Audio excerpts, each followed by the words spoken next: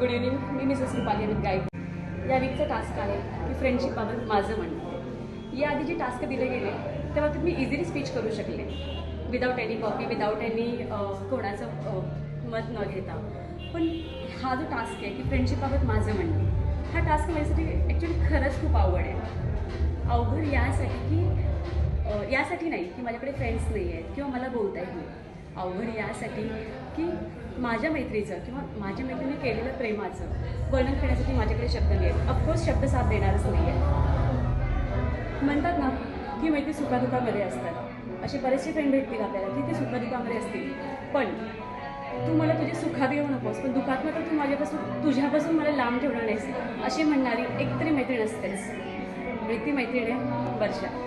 हो, म्हणतात ना की height, weight, age, distance are just numbers, आणि हे तिने खरं करून दाखवलं आहे. नाही माहीत की मी तिच्या एजला जाऊन हरकती करते की ती माझ्या एजला येऊन मला समजून घेते. अगदी प्रेम, काळजी आणि धमकी या सगळ्या गोष्टीचा कोंबो आहे वर्षा. मी हसताना ती हसली, मी रडताना ती रडली. नो मॅटर्स की तिला त्यावेळेस ती हसताना किंवा रडताना तिला किती सुखात होती किंवा किती दुखात होती.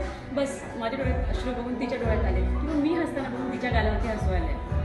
मी खरंच म्हणजे आतापर्यंत जे मी स्वतःला दोष देत आले की अशी माणसं का माझ्या आयुष्यात आली, त्या गोष्टीला अप्पाट ठरली आहे माझी वर्षा. खरंच मी म्हणजे स्वतःला खूप नशिबान समजते की अशी मैत्रीण माझ्या आयुष्यात आहे. म्हणजे थँक्स तर म्हणावंच लागणार आहे, कारण मी आता मी फक्त देवाला दोष देत आले की ही माणसं का लाईफमध्ये आली की असं का झालं माझ्यासोबत. तर आता मला ॲक्च्युली प्रश्न पडतो की ही कशी माझ्या लाईफमध्ये आहे. खूप केअरफुल आहे, खूप खूप जास्त. अगदी म्हणतात ना की रखरख्या उन्हामध्ये जशी वडाची सावली असावी ना, तशी आहे माझी.